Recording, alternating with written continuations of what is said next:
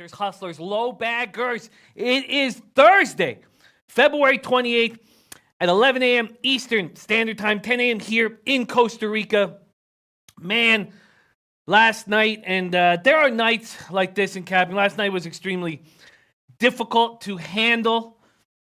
Gave a lot of the money I made on Tuesday back. Not all of it, almost all of it, but the month I was trying to fix is a mess. NBA hurt me. I only hit on that Celtics under. Doubled up on the Nets first quarter full game. Very disappointing. Had the Celtics minus 2.5. Had the Pacers. Very disappointing. Very disappointing. And I couldn't sleep. I was very fortunate that Patrick Kane saved the night from being a complete and total disaster. And, you know, I have to be honest with you guys. The grind is getting to me. The grind is getting to me. I need to... You guys inspire me. The LoBag chat inspires me and fills me with energy to keep this grind going. And I'm being honest with you guys right now. I need it. I need to have a big day. Tomorrow's payday for me. So it's a very important day for me to knock down some of this terrible February I'm in. And I barely slept last night. Even though Kane scored that goal, I was still just fucking sitting there with my fucking fist clenched. Fucking angry. The year started out fine, and then now I'm having this shit February. And it sucks. It sucks not having Pete beside me so we can break down certain things and I can talk about them and think about them. So I'm angry. I'm angry, and I need a big day. God damn. Okay.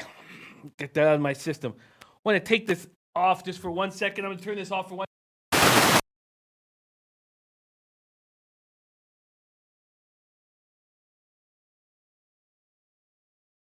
God damn it. Oh, fuck. Okay. Shout out to Vinny Cornell, CR, Drew Daddy, got Matt Randall in the house, Rem Most in the house, Ricardo Gutierrez, Corey Mack. Great call with the Lakers last night, Corey Mack. The Rockets covered two public plays I was not on. Trent Claxton told me about Lehigh owning American, yeah. Sasha Taljard, B. Fulton, Andy Townsend. Andy Townsend, I led you poorly with the Nets yesterday. Goddamn. Chicago Kid, Christopher Hogan, Ernest Welsh. We got Rob Job. We got a great group. Vegas Gun, Coco Bongo, Alex Hills, Terry Nicole, Chili Bomber, Ron Crawford, Joe Ramirez. All right. We have a great group. Let's get to work. Julian Serious says, I'm with you. Jimmy, great January. Absolutely shitty February. Anna Merrick will be on our show. Also, Babano will be on our show in 34 minutes. Shadow with us is hanging there, Jim. It's going to get better. Shadow, we love you so much. We send you energy every day. Thank you so much for joining us. Capinade Easy in the house. All right.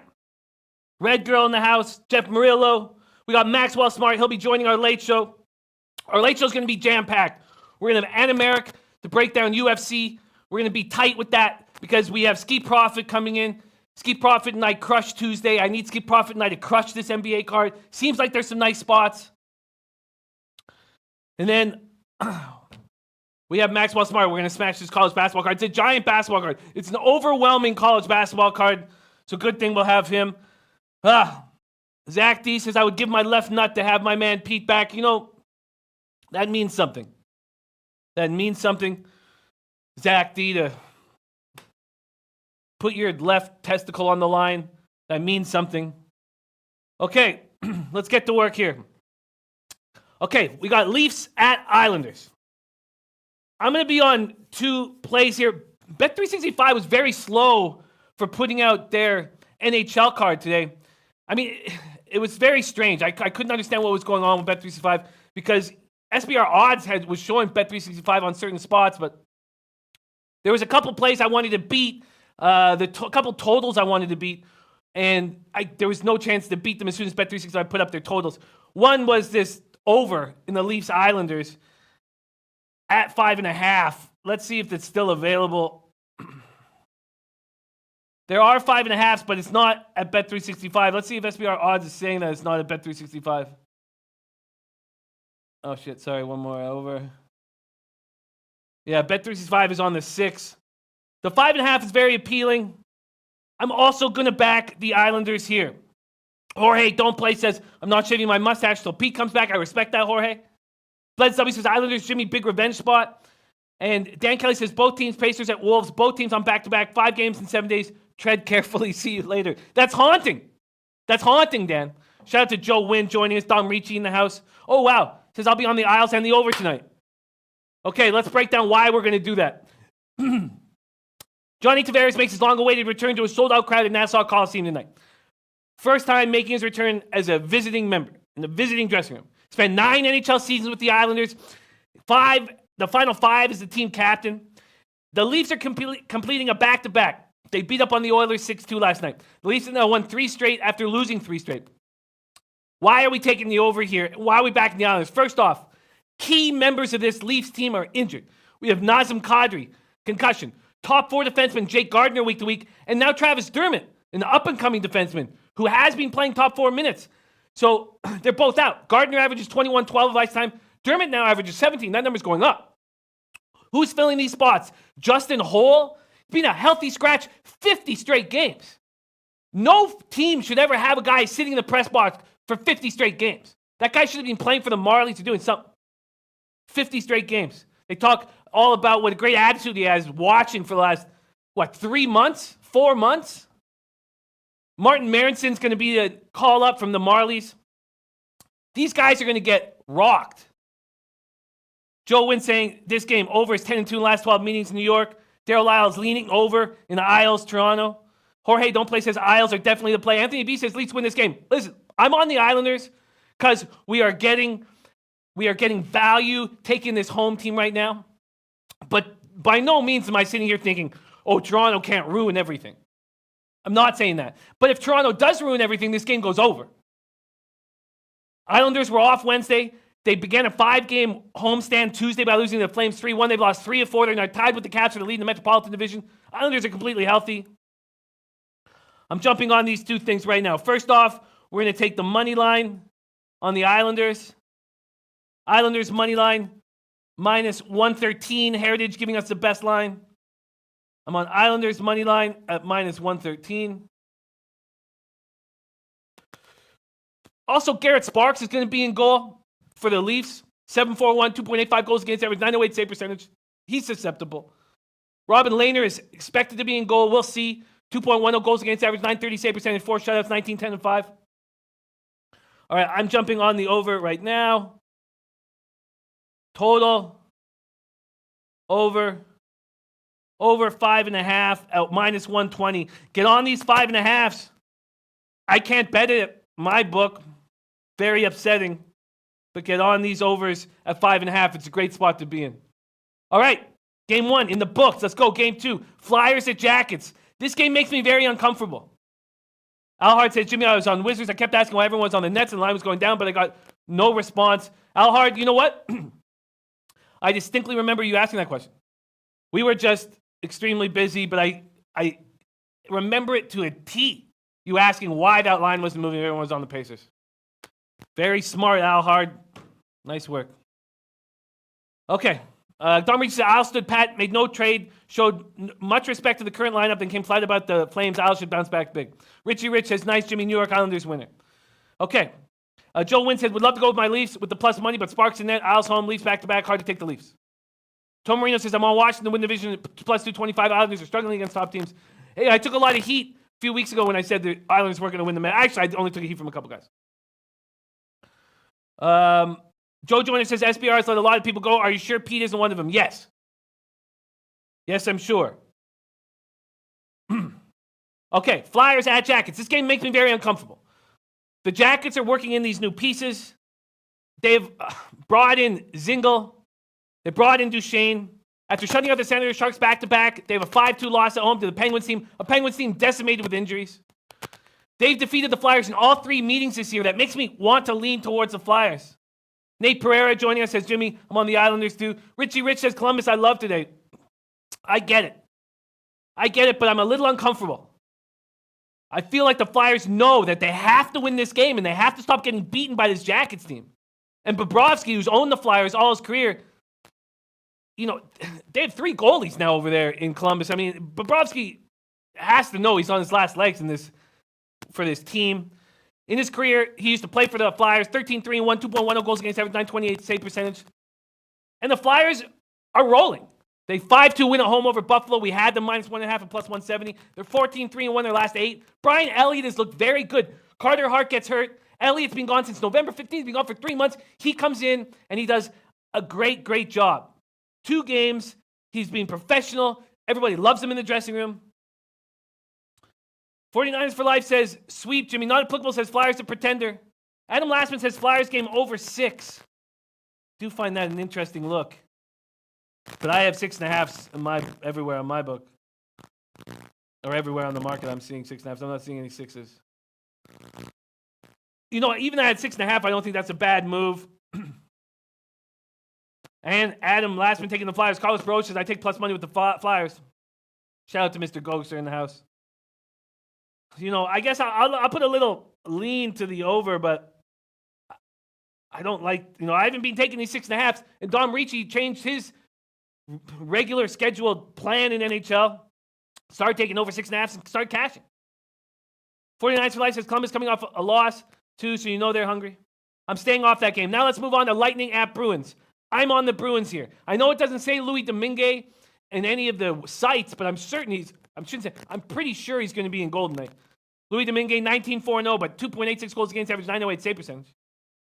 Lightning are on the second. Oh, and about that over, quickly, just stats-wise.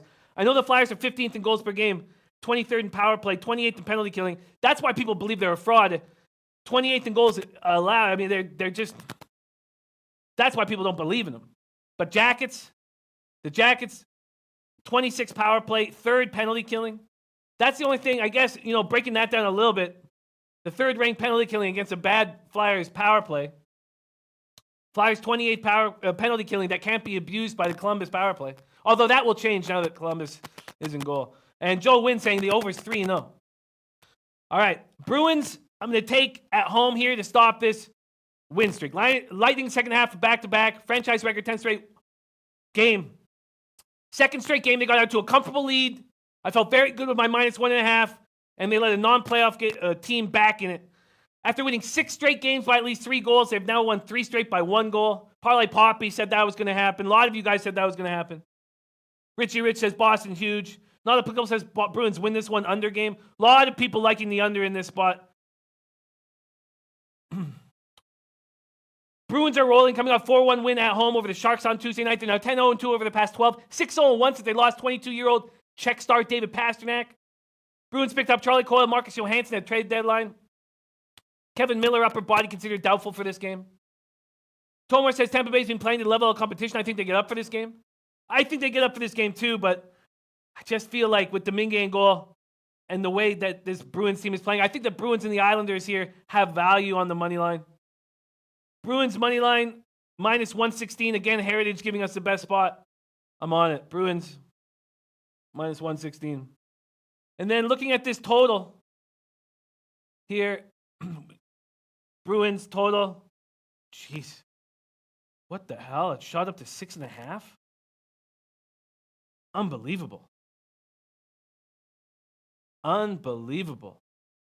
At Pinnacle, they skipped altogether. They went from 5.5 to 6.5. Wow. I guess it's just because Domingue was announced. That's wild. That is absolutely wild. Don Ricci said they'll go back to what's working. Bruins in the under. Well, it's 6.5. Hate for all the people who got in on that early. Christopher Comentini says tough to go against Tampa. Wow. Elliot V believing in both Sparks and Elliott tonight. That's interesting. Okay. So I'm taking Bruins money line. Not sure what to do with that total at this point. That's a shocking move. 6.5, I guess. Jay Cross says, let's go to NBA. We will get there very soon. And then we'll have Babano joining us. We're almost done this NHL card.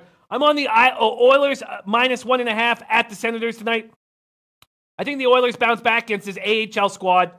Oilers second half back-to-back, lost 6-2 last night at Toronto. Connor McDavid's first game back after a 2-game suspension. Oilers have registered a point in 4 straight. Edmonton's only scored 39 goals over the past 16 games. They've gone 3-9-4 over that period. But Draisaitl's lighting it up. Okay, someone's saying I have static on my mic. Is that true, Rafa? They're saying I got static on my mic. I'm okay. Richie Rich says Edmonton big line move, 135 to 145, 65% public. Joe Wynn leaning to the under. Alex Hill says keep in mind Dominguez is a very talented goalie. Wow, I think differently, Alex. I think that he's okay. I think that he's a great character guy, but not so great as a goalie. We do have some interferences. Gay Pasky said, Jimmy, would you like me to leave? Why, Gay Pasky? I love you. What are you talking about? What the hell are you talking about? What could you possibly be talking about? Please let me know what the hell you're talking about, Gay Pasky. We need you in the chat. All right. Anders Nilsson got off to a very strong start. He's come crashing down to earth. 849 save percentage over his last 286 minutes. Craig Anderson will be in goal. The Senators team coming off a 7-2 loss. They came out to a 2-0 lead. 5th straight loss. 12th in 15 games. They have no one to pick up the slack offensively. Jeff Murillo says, Pete is gone, guys. Just forget him. I guess Jeff Murillo knows what's going on because that is not the case to me. So, Jeff Murillo, if you could contact me and let me know what you know. All right. I am on the Oilers minus 1.5 here. I think they bounce back. Okay, Pasky says, trying to get you fired up. Coaching tactic gets you sharp. Okay, I respect that. Minus 1.5 at plus 185. I find that extremely appealing. Heritage, again, giving us the best line on this card.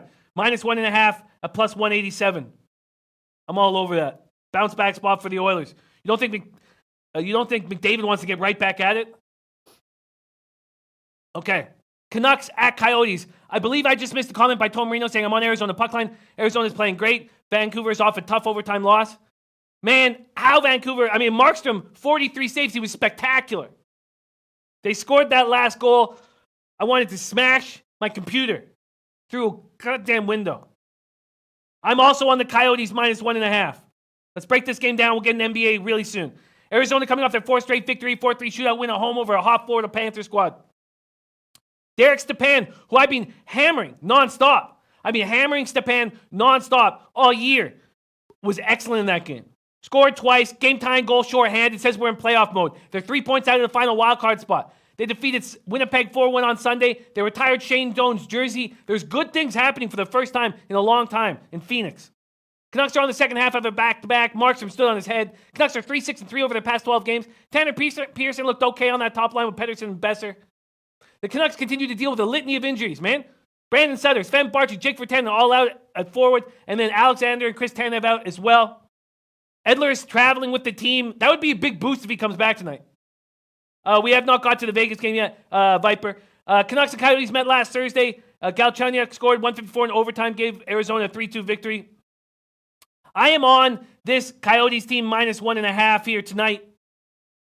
Arizona at home, another big spot. Wow, look at this. Getting another big line. The exact same line. Plus 187 from Heritage.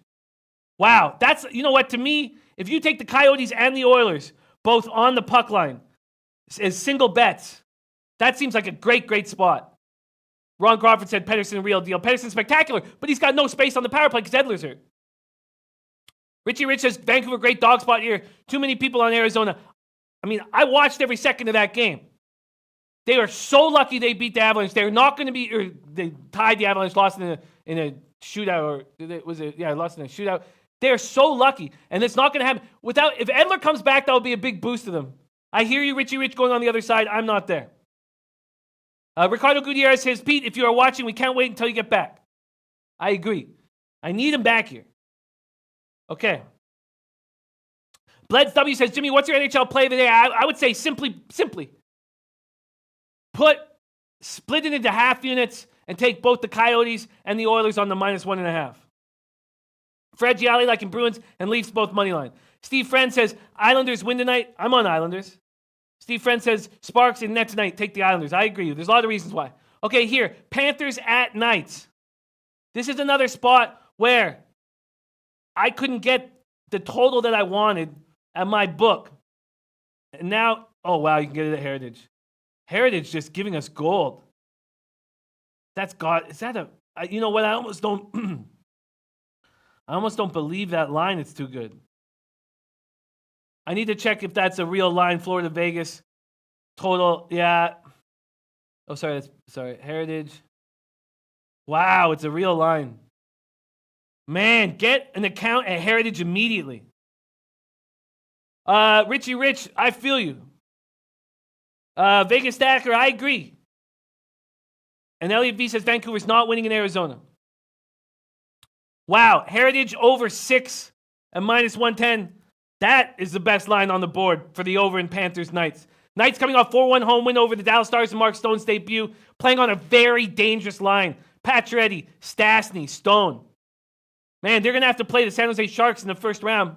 Also, I only put $100 on it, but I made an official play on this show before the year started. Flames to win the division at plus 560. That's going to be a 5.6 unit addition to my stats.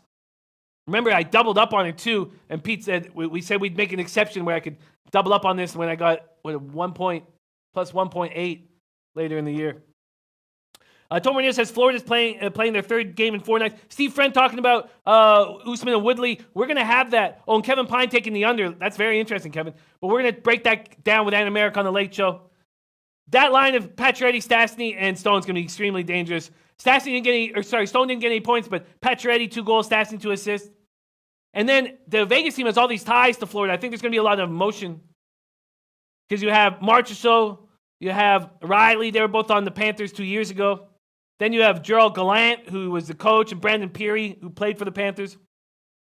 Panthers are playing their best hockey this season. I know they're coming off a 4-3 shootout loss. That was on the second night of a back-to-back. They're 5-1-1 over their last 7. Jamie McGinn's come back, giving them a nice spark. Missed almost the whole year with the back surgery. Barkov playing spectacularly, named second star of the week. 7 goals, 6 assists, past 6 games. Reimer got injured. Luongo will be in goal. He loves going up against Marc-Andre Fleury, 2 Montreal boys. They're dealing with short-term injuries to defensemen. Matheson and Uyghur are both out, so Riley Stillman has come up, 20-year-old son of Corey Stillman, 17-year NHL career, Corey, won 2 cups. And then, so that is the over I'm on, over 6. And then Stars at Kings. Jamie Benn has gone from going to be in the lineup to now being questionable. We all expected him to be in the lineup. He said he was going to be in the lineup, but now he's been downgraded to questionable. This is a stay-off game. Oh, and Fred Gialli also leaning under. I think there's going to be goals.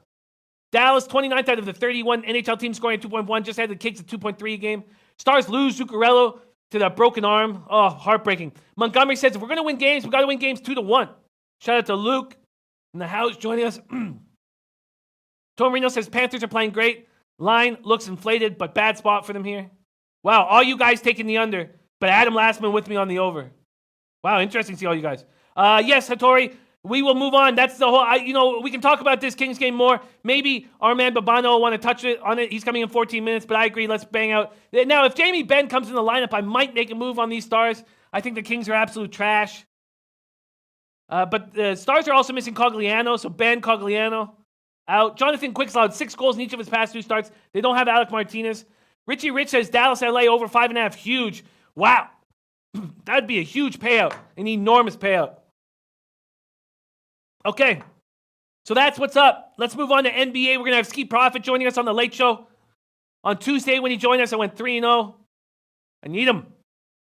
Let's start with Timberwolves Pacers. Both teams on the second half of a back-to-back after road losses last night. Jose Villegas saying hard being an LA Kings fan right now. I get it. Timberwolves blew a 13-point lead against the Hawks late in the third, losing overtime by 8. Shout out to the Kings court guys. They were on the Hawks. Pacers lost 110-101 at Dallas. I was on the Pacers. Pacers are 6-0 on the second half of back-to-backs at home this year. Mavericks are 0-6 on the second half of back-to-backs on the road this year. Karl Anthony Towns continues to roll. 2 days after 34 points, 21 boards. Once again demonstrated that the concussion was very small. 37 points, 18 boards against the Hawks. Timberwolves have won 4-6 even though they lost last night. Covington is now training with Iowa of the G League, seeing if he can get back because he's got the knee injury. Jeff Teague missed last night's game with a knee injury, questionable to go tonight. So there's no Teague, no Covington. Pacers lost, so both teams lose last night, but they're playing good basketball. Pacers are now 8-3 in the last 11. Bogdanovich, 22 points. Wesley Matthews, 20 points against the Mavericks, but it wasn't enough. They didn't hit the big points when they needed to. Tom Marino says Minnesota been playing great with Saric starting. They led most of the game against Atlanta. Pacers have a lot of injuries. Tomer said, I'd wait to see if Sabonis and Evans play. Well, Evans played last night. Played like 31 or 32 minutes, right? So, very... Ricky Levine liking the over on the Kings game. Ricardo Gutierrez says skiing on fire right now. We'll talk about that Sixers game. It's a very interesting spot. TJ Leaf looked good in 17 minutes, 9.7 boards. Pacers have won 20 of 25 at home, but a lot of those wins came with Oladipo. Drew Daddy with an easy parlay casher like a Warriors money line, Pacers money line, Jazz +8, Sixers +8. Wow, Drew Daddy liking the Sixers +8. Interesting. Very interesting. I love it though. Regier Edwards says bet y'all house on Golden State tonight. So at this point, I don't have a move on the Timberwolves Pacers. I find, as we heard from Dan Kelly saying, both teams 5 games, 7 nights. It's a tricky spot. Let's see what there's been movement-wise on the NBA card, SBRodds.com. We're going to go to spreads and totals. Here we go. Pacers 3.5-point favorites. The totals moved up a point or a half point. Right now, Brooke Jordan leaning Pacers. Raven in the Desert saying under 22 Pacers. 49ers for life, so stay away from Pacers Wolves. It's a stay-off game right now, but we'll break this game more down with Ski Profit. Let's move on to Warriors Magic. I mean, that was a special play last night by Dwayne Wade. 2 of them. I mean, he hit that first three-pointer to get them in the situation. 25 points. It was spectacular. Absolutely spectacular. I don't know how, even if you don't like Dwayne Wade, that had to put a smile on your face. Got 20 games left of his career. I mean, they're in a tough spot to make the playoffs. 10 of the next 12 are against teams in the playoff spot. It was very special. Very, very special. The Warriors are a very special team and a special group. I can understand anybody hating this team because, they're maybe the best team we've ever seen. But they begin the day by meeting with students from Marjorie Stoneman Douglas High School, the scene of last year's shooting in Parkland, Florida. I have an enormous amount of respect for that whole group and them doing that on game day. They begun their 6-day journey, road trip, 4-game road trip, 121-110 win at Charlotte. Warriors fell behind by as many as 24 points last night, and I'm sure there are a lot of people on the Warriors live, and that looked like a great play. Then Wade puts a dagger in your heart. DeMarcus Cousins rested. He's going to be back, and he's going to have a big boy matchup with Vucevic. Vucevic went for 30 and 12 when the teams met in Golden State in November. Golden State's beaten the Magic 11 straight times, 5 in a row at Orlando. Listen to how bad they beat them at Orlando. By 13, by 15, by 16, by 20, by 21. Magic coming off an embarrassing loss at MSG on Tuesday night, blew a 16-point lead. They were outscored by the Knicks reserves 75-7. The Orlando bench went 2 for 16 from the field. Terrence Ross, who's been playing so well, misses 9 of 10, 5 of 6 threes. Shout out to Noli Nose in the house. Let's see what you guys saying here about this spot. Carlos Bro says Golden State Warriors horrible against the spread. All right, not a lot to talk about this game. Christopher Comatini saying Warriors all day. Steve Friend saying vintage Wade. So at this point, this is another spot where, I mean, it opened at 8.5 at BetOnline. BetOnline's all the way down to 6.5. There's a 7 at Bovada. So money coming in, or at least the spread moving in the direction of the Magic.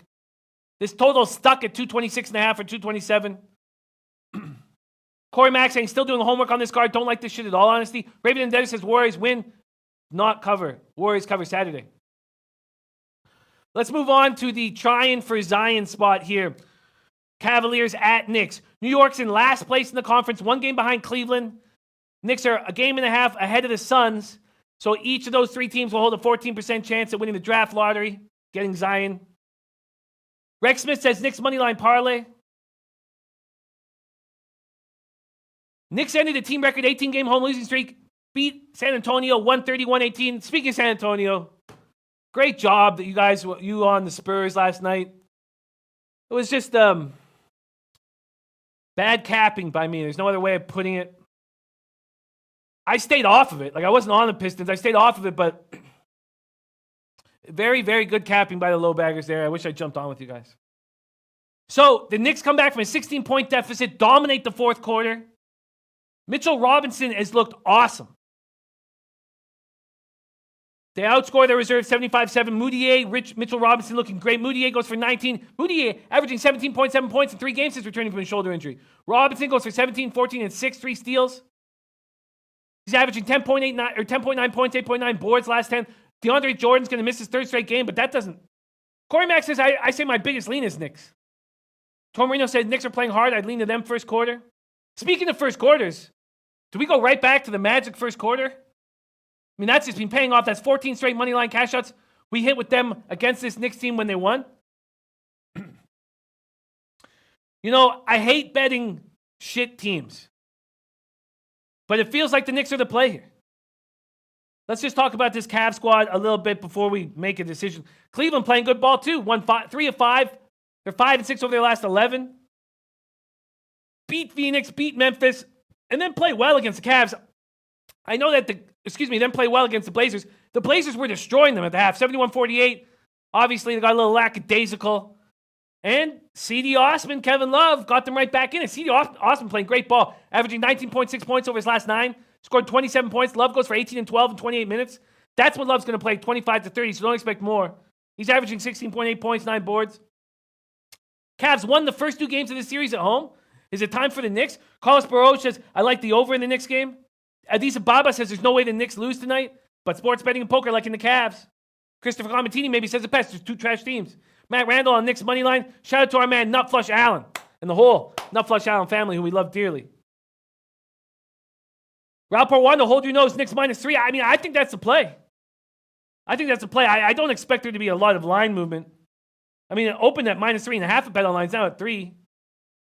We'll have to see. Mr. Parley says, what's the Magic first quarter play against the spread or over under? A bunch of guys have been tweeting that stuff out for each NBA team, so I can get that. I've got that on my Twitter feed somewhere. Elliot V says, Cavs to play if gun to the head. Well, I'm not making a quick move here. Let's talk about Heat Rockets. Both teams on the second half of back-to-backs after big wins last night. That Rockets win was a gutsy performance.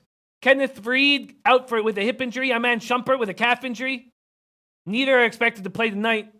Harden puts up 30, but went 1 for 11 from 3. He's now 3 for 31 over his last 3. From 3 over his last 3 games. And then the Heat, man. Torino says, Garden's still selling out. Knicks play hard at home. Kevin Pine saying, I actually feel like Cavs win. Oh, and 49ers for life says, Cavs, moneyline Jimmy, write it down. Rob Portwano on the over. Heater coming off that miracle buzzer-beating 3 by Wade. Wade goes for 25. Fifth buzzer beater of his career. First since 2009. Whiteside, hip strain, ruled out already. James Johnson, shoulder sprain, didn't even travel with the team. So, we're going to see what we saw last night. Kelly Olynyk. Bam Adebayo. We're going to see Adebayo and see Olynyk. They're both going to have big nights. Or they're capable of having big nights. Because all they have to do is get Capella into foul trouble. That's got to be the plan. Get Capella into foul trouble, no Fareed. Adam Lastman liking Rockets. Houston, cash action bets liking Houston the over. Wow, Noli Knows coming in with his unders. Love seeing that. I will bring that up in the college basketball segment. Gonzaga Pacific under. I'll bring that up when we get Babano here with us. Wow, interesting spot. Okay. Adam Lastman says Rockets will win, not cover, and Brooke Jordan's taking the Cavs in the points. Tomarinos says Harden shot horribly from 3 last 2 games. Miami's been a strong road team. Miami's still working Dragic back, though. I'm not betting the game. Carlos Burrows, 3 straight overs for Miami. Take the over. Let's take a look at movement with this. So opens at -10.5 bet online. It's now -9.5 there. And this total stuck at 220.5. Actually, there's 220s and 221s on the board. All right. Now let's go to 2 spots that I find appealing. Fred Gialli said, with Jazz team being flat, no Embiid, no Boban, OKC and Nuggets are the plays. Interesting. Bob Taylor says Rockets first quarter again. Bob, I don't know why I didn't jump on that with you too. God damn. Let's talk about this Sixers and Thunder game because I know we can find an edge. I know we can find an angle. So let's work on this game together. Sixers have lost 19 straight games overall, 9 straight games in Oklahoma City. They've lost to Oklahoma City 19 straight times. Unbelievable. 9 straight in Oklahoma City. That's the longest overall losing streak or active losing streak against any opponent in the NBA. I should say active. Philadelphia, as we talked about in the chat, no Embiid, no Boban. Come on, they're in big trouble. No Marjanovic, no Embiid. Embiid now, they say he's going to be out for weeks. Marjanovic got tangled up with Shek Diallo. It looks like he's only going to be out for about 5 days. Aloha Eastside Rolla says, liking the Sixers. Wow. And Cash Jackson saying Philadelphia in the over, Denver in the over. See, okay, I know that this line has gone up to 240, 240 and a half, so I'm not going to make this play right now. But Aloha Eastside Roller is on the under, and that's what I want to take. But let's talk about why. Jonah Bolden and Amir Johnson in the middle, going up against Steven Adams. That means that if the Sixers aren't hitting their outside shots, if Redick and Butler aren't hitting their outside shots, we know Simmons can't hit outside shots. That means there's going to be no paint action for the Sixers. 240 and a half? Christopher Hogan probably has it right. Ricardo Gutierrez on the under 242. Christopher Hogan saying 76ers team under 115 and a half. Sixers also without Furkan Korkmaz. Amir Johnson is, I don't know, just doesn't look like the same player he was a couple years ago at all. I mean, I watched him look good with the Raptors, look a little bit less with the Celtics, and now he looks bad. Aloha Eastside Roller says, yep, I like that angle. Listen, I mean, if the Sixers go 34% from three, 36% from three, how is this hitting 240? I don't see how it's hitting 240. Aloha Eastside Roller says 240 and a half is way too high, but it's still going up. So this Thunder team are a healthy group. They come in having lost 3 of 4. They're angry. They come off a loss at Denver, that loss at home against the Kings. This is a healthy, angry Thunder group that I think smashes. Drew Daddy says, Jimmy, you just talked me into the under. I mean, other people, why is this total going up then, Drew Daddy? And that's the only reason why I'm not hammering it right now. Aloha Eastside Roller says you got this one in the bag. Maybe it's time for me to make my first move of the night. How is this total keep going up? If the Sixers aren't going to be able to get anything in the paint, how is this going up? If the Thunder know that all they have to do is defend the perimeter, it actually has gone down a little bit juice-wise in the last 45 minutes. You know what? There's no way. No, I shouldn't say no way. If this hits 241, then I'm wrong about how I'm breaking down seeing this game. But if the Thunder smash this team, no one's going to play in the fourth. There'll be no Paul George. There'll be no Westbrook. I want to take the Thunder, and I want to take the under. You know what? Robert Cox putting 5 units on the Sixers plus 7.5. Fred Gialli says, stay away from the total for Philly game. It's risky. I hear you, Fred Gialli, but I see how I would. This is a simple coaching situation for the Thunder. We have to defend the perimeter enormously. You know what? I may not make a move on the Thunder right now, even though I think they're the play. I think it's a double up here. You know what? I have to go with my gut. I'm doubling up on this spot. I'm taking the under 240 and a half. Here, totals, under 240 and a half. Under 240 and a half, a minus 100. I mean, that's just nuts to me. And if we come back and it's 241 or 242 on the late show, under 240 and a half, that's just crazy. At plus 100? And then Thunder, I'm taking Thunder full game. I just feel like this is too... I know, and I say this all the time, that in the NHL, when something looks too easy, it often is. In the NBA, when something looks too easy, I get very scared. -7, I'm going to take Thunder full game. -7, a minus 108. I know this Thunder team, and that's at 5 times. I know this Thunder team lets me down constantly, but that's usually when they're big favorites on the road. Drew Daddy says, I love that under. Cash action thinking overtime. Frank Rizzo says, give me Sixers too many people on the... Okay, now we have Jazz at Nuggets. I wanted to talk about this game. We'll hammer this more with Ski Profit. This is the final game. We're going to bring Babino in right away. Nut Flush Allen's the 76ers team total under. I like that a lot. Oh, wow. Robert Cox says Heritage 241. Did I miss that? I thought there was no. Sorry. I thought there were no 241s. What? No, I don't have Heritage 241. I got to stick with 240.5. But if you get it, get it. Okay. Finally, Jazz Nuggets. We're going to break this game down with Ski. I would like to take the Nuggets here, but the Jazz did look. They weren't in it early in that Clippers game. Played poorly. Nuggets coming off an impressive 121-112 home win over Thunder on Tuesday night. They were on national TV on Tuesday. They're going to be on national TV again tonight. This is a whole new Nuggets team. Jokic is an absolute beast. They've won 5 straight. Rebound shy of his 13th triple-double. They've had so many injuries this year now. They're healthy other than Trey Lyles. Millsap playing great. Gary Harris, their best perimeter defender, back after missing 7 games and missing a bunch of games earlier. Jazz are 8 games behind the Nuggets. Utah is 16-6 over their last 22. But that was an ugly win last night, 111-105 over the Clippers. And Ricky Rubio left with that with a hamstring tightness, didn't return. I don't expect him to be in the lineup tonight. And you know what that means? That Donovan will play a lot at the 1. Tormino says Utah's been much better at home recently. Denver's been undervalued at home all year. I'd lean Denver. Gobert isn't a good perimeter defender. Jokic will push him out. That's exactly what will happen. That's exactly what will happen. Jokic will do that. But I want to watch this line movement because I have a feeling that people like the Jazz in these kind of spots when they're 7-point dogs. And it's stuck at 7, so. All right. Christopher Lim says, I'm not able to watch your videos live, but just want to ask, where's Loshak and is he coming back? The plan is for him to come back. I hope he comes back. I'm going to see him this weekend. I'll get more information. I need him here. I miss him. So, Ralph Nunziata in the house. Thank you for joining us, Ralph. Okay, without further ado, we have a giant, overwhelming college basketball card. But an NBA and NHL card that we should be able to hammer. We should be able to break down these games. There's only 13 in total. All right. Oh, God, Babano. Coming off a bad night. Barely slept. I need some of your positive positive energy. I'm having a rough time, Babano. It is so nice to see your face, man. Thank you so much for joining us.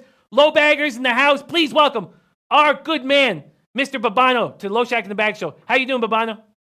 I'm doing great, Jimmy. We're ready to go and hopefully ready to bring some winners to the table on this Thursday. Let's do it. Let's do it. Let's do it. People are already asking, where the hell are you, Babano? Looks like you got a different background. But you know what? Just having your energy into the show is such an enormous relief.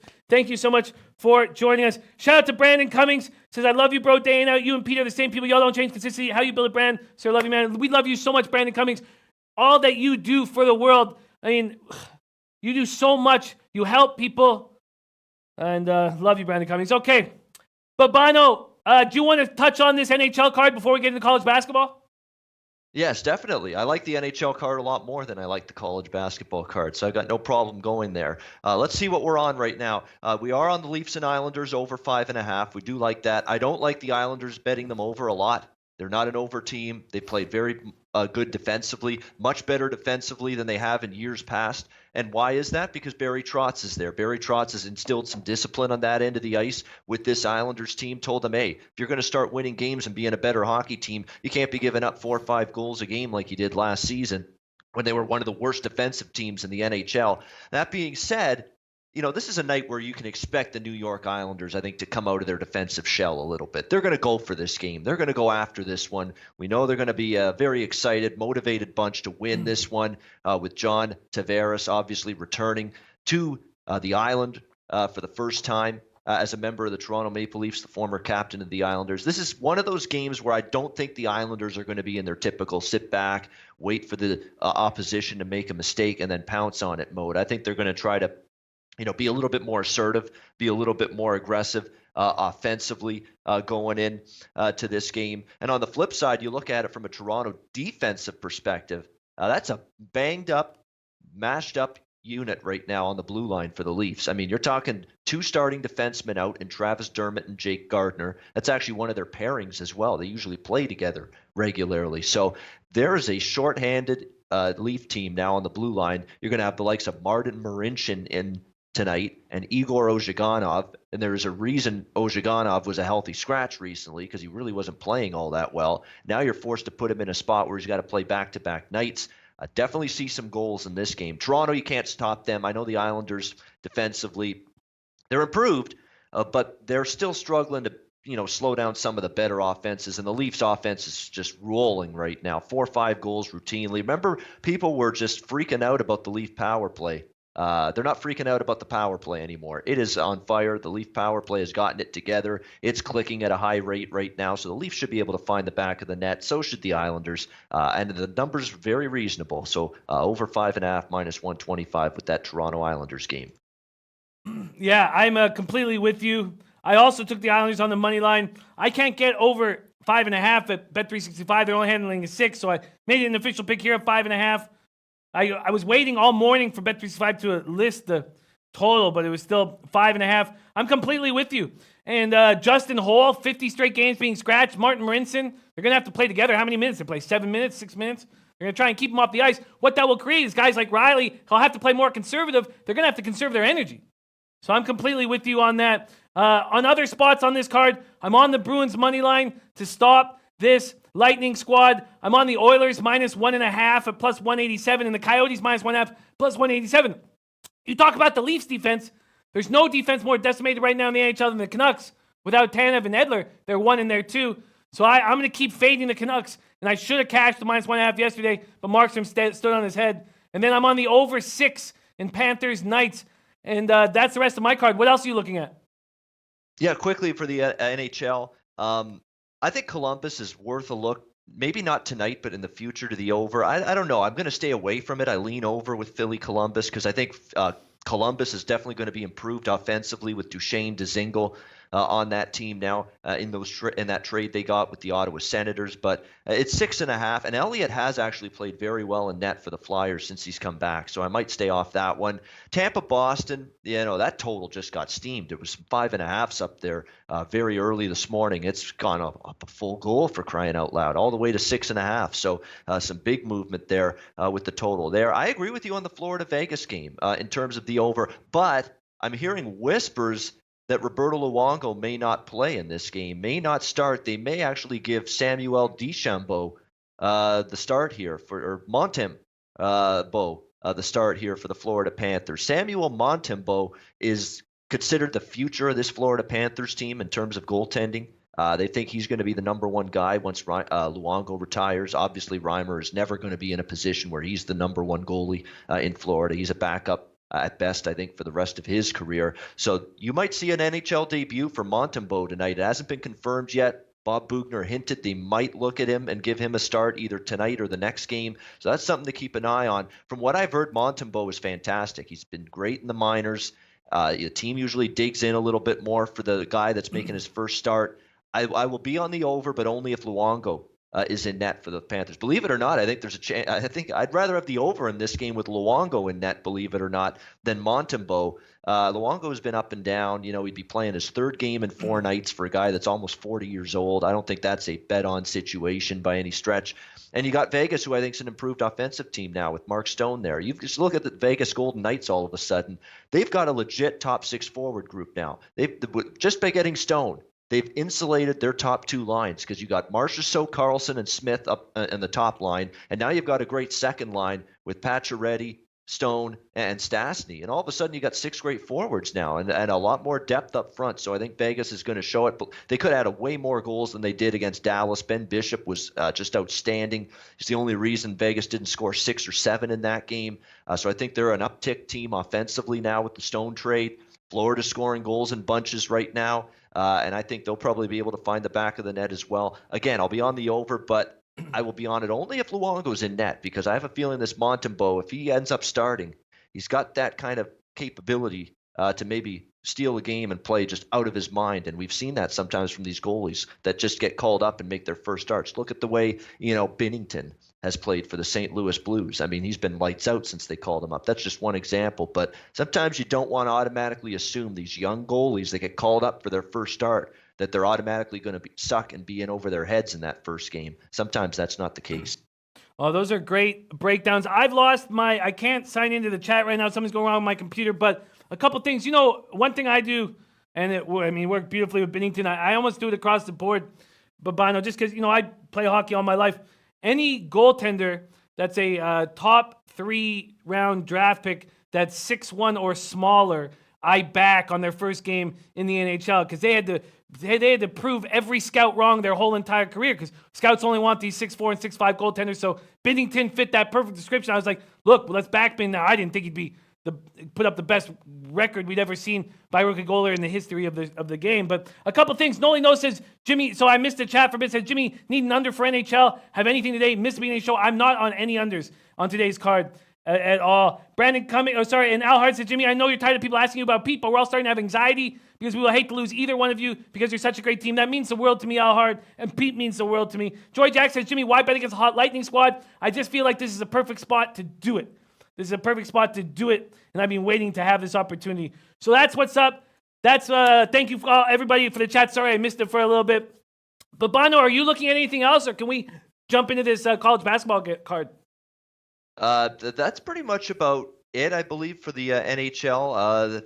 When I look at it, LA over the total's been working for me, but I don't know. You brought up the quote from Jim Montgomery saying we got to win games 2-1 right now with all the injuries. That tells me right now, hey, Dallas isn't looking for an up and down hockey game here. They want to keep it tight to the vest, low scoring, close to the vest, defensive minded, give themselves a chance with all the injuries they're dealing with. We don't know if Ben's going to be back in this game. But the Zuccarello thing is just so sad to see that for Dallas. They trade for the guy. He thinks he's going to be a big-time addition to this team offensively and bolster it when he gets hurt the very first game as a Dallas Star. I mean, that's just awful to see that. But, yeah, Dallas battling some injuries. So it's a lean there over, but I'm probably not going to get there. Yeah, and there is actually money coming in on the over after there hadn't been for a while. Did open up plus 129 at Bet Online now, plus 126, plus 125. I also love those juiced heavily juiced to the under. I love taking the overs in that spot. But again, I'm hesitant to make a move, especially with Ben being downgraded to questionable. But I can understand that look. But I'm very interested for you to calm me down because when I get these giant NCAA basketball cards, it's overwhelming. It's overwhelming. So if you could, God, look how many games. If you could just pick out a couple spots that you're looking at that could help us into our afternoon study, I would be very indebted to you very, very much. Are there any spots on this huge card that you're looking at?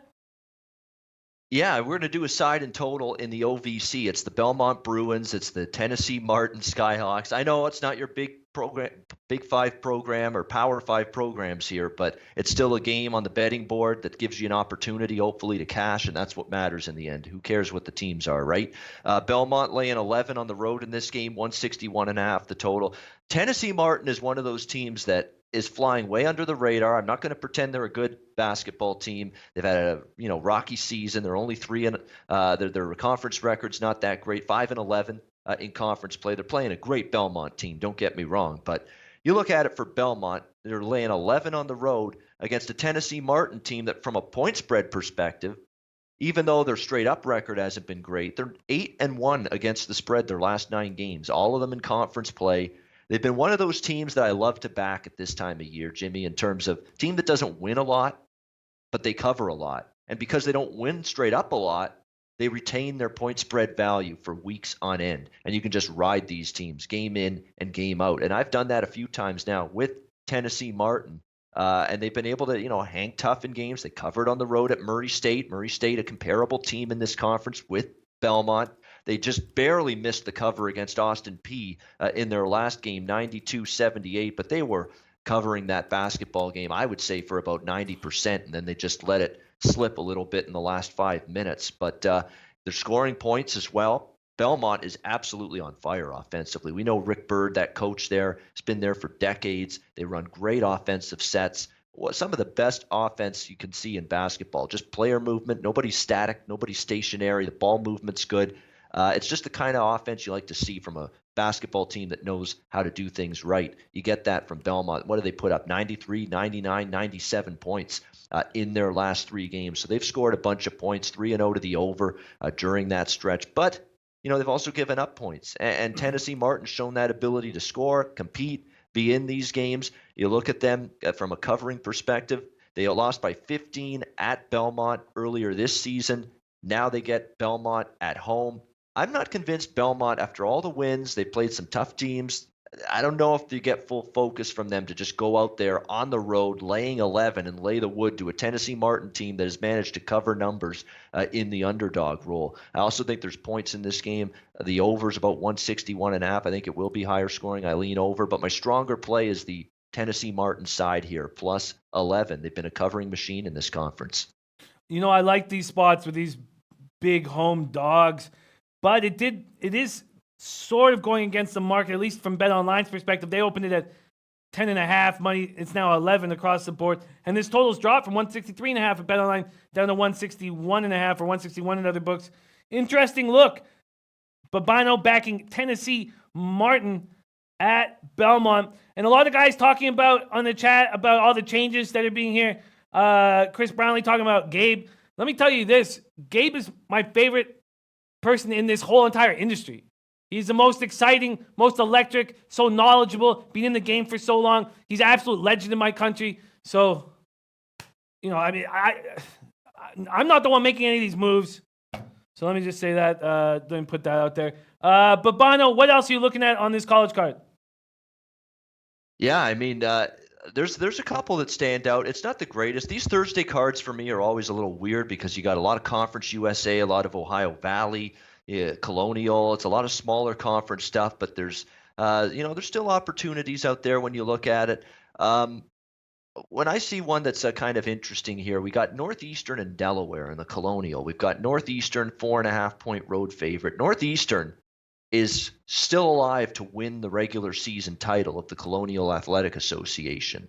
Hofstra's been really in control of this conference most of the conference season, but they've sort of started to stumble, Hofstra, a little bit the last couple of weeks, and that's opened the door for Northeastern, the Huskies, who are basically right behind them in the conference race. And that makes this now all of a sudden a game where, Northeastern's going to want this win. And Northeastern actually suffered a rather surprising home loss to this Delaware Blue Hens team earlier in conference play this season. So it's a revenge spot for Northeastern. It's a Northeastern team now that knows that there's a little crack open in that door to maybe snatch away the regular season title for this conference away from Hofstra, and also, of course, get the number one seed for the conference tournament coming up in the process. Very good basketball team, very sound at both ends of the basketball court, this Northeastern team. And when you look at it, when you're this late into the regular season, you need to be finding teams that care, finding teams that are motivated to really play well at this time of year, because there's so many situations and minefields across the board in college basketball at this time of year where teams have mailed it in. They've packed it in. They don't give a damn how they finish the regular season. They're just thinking, you know what? We can't advance our seeding. We can't get a bye in the first round of the conference tournament coming up, even if we win out. We're just going to bide our time, go through the motions, just get this regular season over with and get ready for the conference tournament. There are multiple examples of that, not only this week, but coming up in the next few days, going into next week, which is the final week of the regular season, mostly for the power conferences.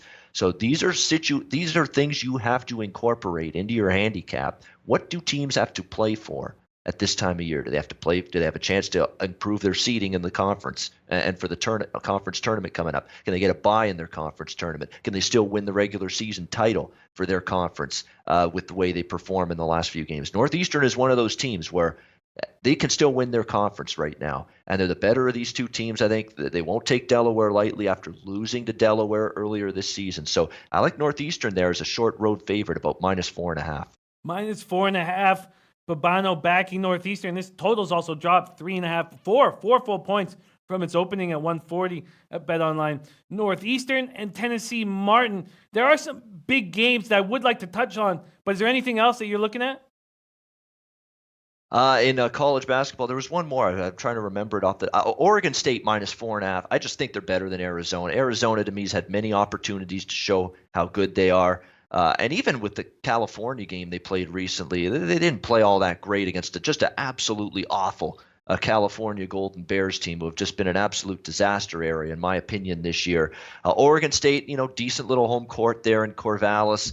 They're coming off what was really a frustrating defeat against UCLA in their last game. Very frustrating way to lose that one. I think they're just better than Arizona. This Sean Miller's team's had a real tough go. It's not been what we've come to expect from this Arizona team in years past. And I think Oregon State 4.5 at home, reasonable price here. And Oregon State to me is still a team that is playing for positioning and two as well, and seeding for the Pac-12 tournament coming up. There's a very good chance they may be able to get a bye through to at least the second round. So that's still on the table here for the Oregon State Beavers. So again, it's another example of, I think, a team that's got a little something to play for here in these last few games of the regular season. And I think they're just flat out better than Arizona. They're laying just a little bit more than the price of home court advantage in this game. Yeah, we'll take Oregon State minus 4.5. You know, I like your looks today with Tennessee Martin plus 11 Northeastern minus 4.5. But Oregon State minus 4.5 might be my favorite one of your looks. I'm going to keep looking. You know what, actually? I think I'm just going to straight up tail that right now. Sorry, guys, my chat is disabled. So, Lamont, I'll hit you with my NHL picks when we shut this show down. Oregon State, I'm going to find the best line right now, but I'm going to straight up tail Babano's play on Oregon State at home here tonight. I like that look.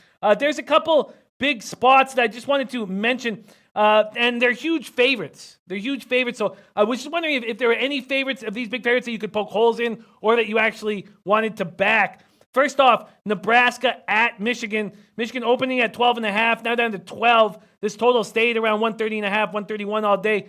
Would you like Michigan as a giant home favorite here tonight?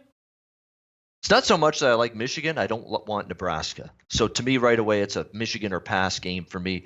There's no way I can back Nebraska and trust them against this kind of defense. This is a team that's, with Copeland, ever since Copeland's been gone, they've just had a real tough time putting the biscuit in the basket.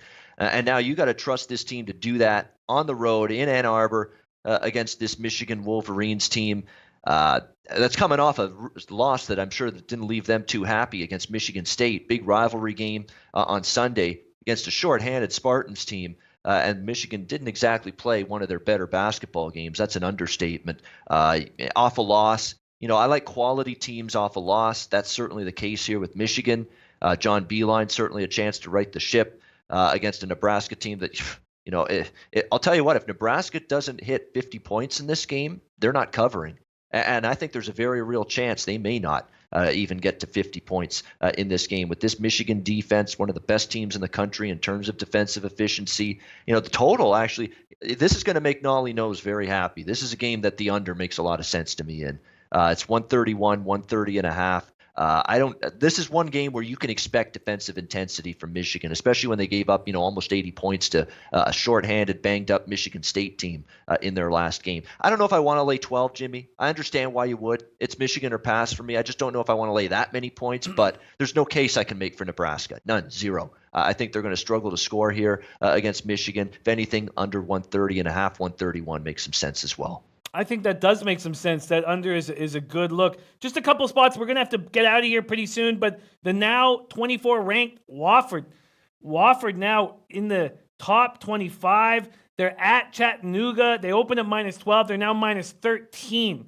Was very curious if you thought that now with all this national attention, will Wofford take care of business at Chattanooga tonight?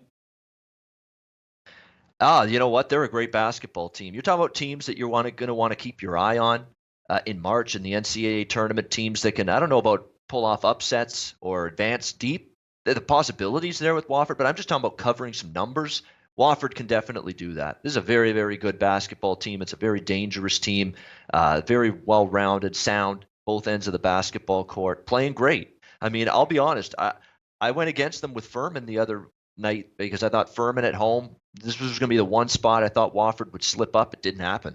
Wofford was just too good. And that's what they've been in this conference all season long. They've just been too good for the majority of people here in this Southern Conference. And they showed it again with a nice road win against Furman. And Furman's pretty solid in their own right. So, yeah, Wofford, I'm not interested in betting against them, especially after losing going against them on Saturday. The question is, do you want to lay, 12.5, 13 points here? Chattanooga is – I really don't trust them to step up against a team of this caliber. Wofford's cruising in this conference right now. Do they maybe let their foot off the gas? Maybe, but that's the only thing that could maybe that could maybe factor into me ever considering Chattanooga here in this particular spot. So again, it's a lean to Wofford. Not going to lay it, so a lot of points on the road this late in the season.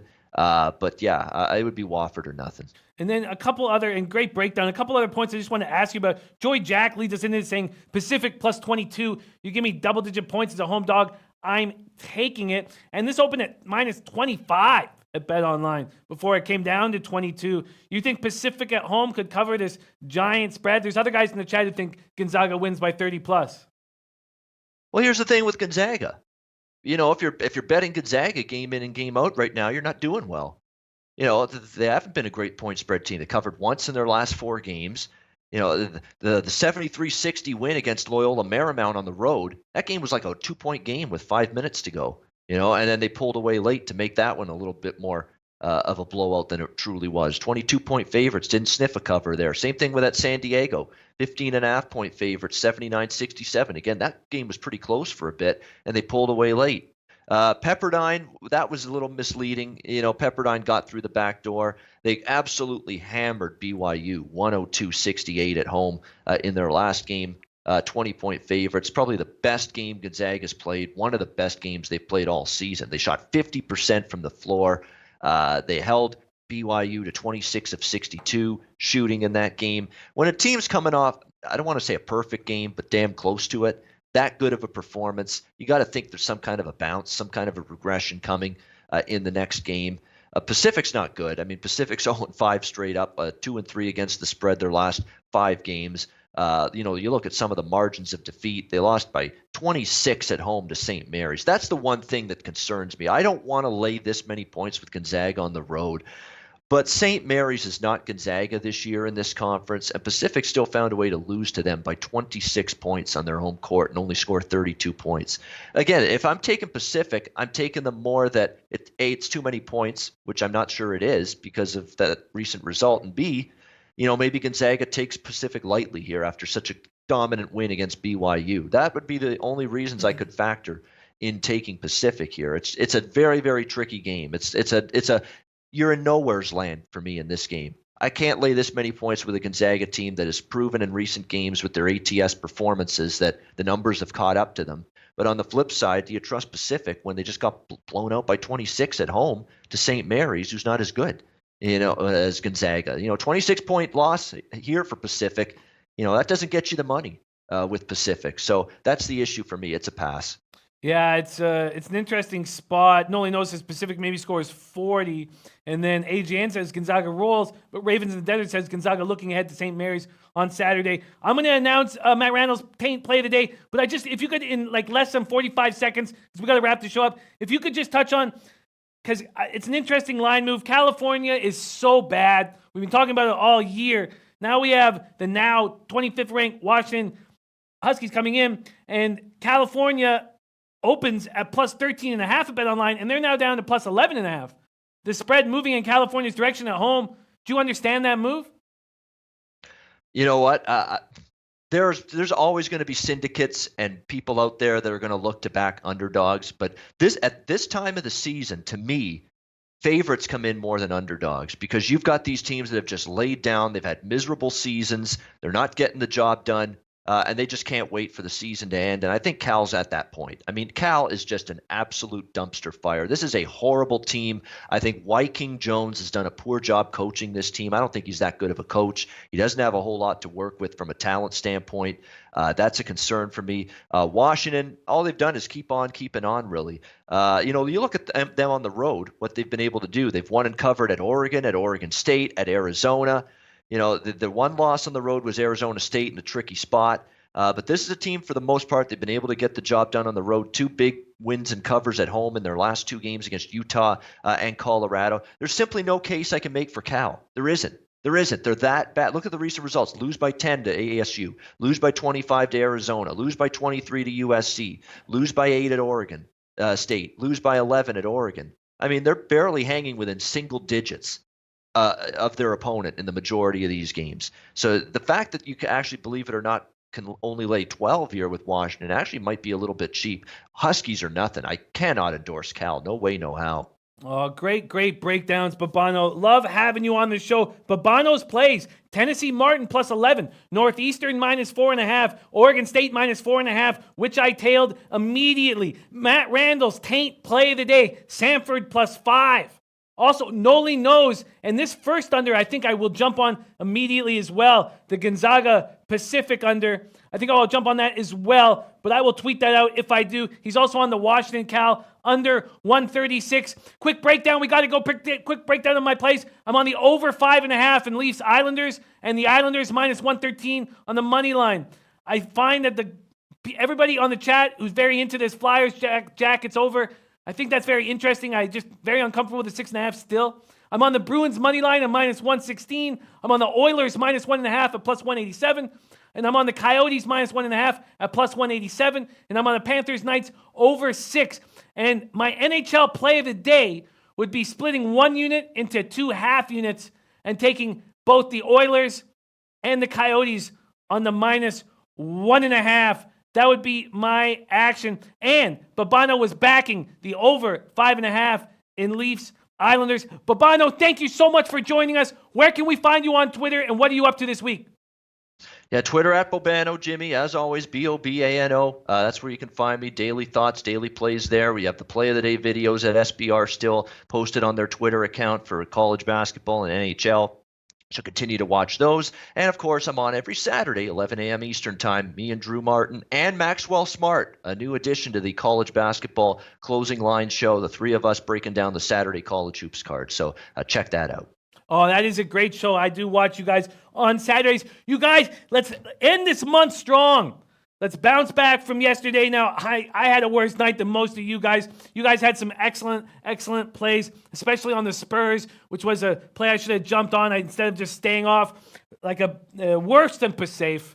You know what is worse than Pasafe. But you guys, thank you so much for joining us. Let's get our afternoon studying. We have a jam-packed Thursday show with Anna Merrick breaking down UFC. Then we have Ski Profit breaking down NBA. And then we close up with Maxwell Smart breaking down this NCAA card. Thank you so much to our special guest, Babano, Mr. Ian Cameron in the house. But most importantly, Lecce, Alos Bookmakers!